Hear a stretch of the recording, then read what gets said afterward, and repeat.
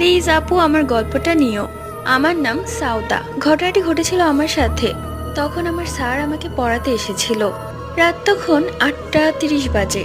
Sir আমাকে একটা অঙ্ক করতে দিয়েছিল, আমি সেটাই করছিলাম। তো হঠাৎ কেন জানি আমার চোখ যায় স্যারের পেছনের জানলার দিকে। জানালার বাহিরে দেখি কি যেন একটা সাদা লম্বা কিছু একটা দাঁড়িয়ে আছে। ওই অবয়বটা অনেক লম্বা ছিল, ফেস ছিল কালো। আমি অনেক ভয় পেয়ে গিয়েছিলাম। আমি হালকাভাবে স্যারকে ওইটার ব্যাপারে যখনই বলি, স্যার জানালার দিকে ফিরলো তখনই ওই সাদা লম্বা অবয়বটা উধাও হয়ে গেল। তারপর স্যার আমাকে সূরা ফাতিহা পড়তে বলে। তারপর কোনোদিনও আমি আর ওই জিনিসটাকে দেখতে পাইনি আপু।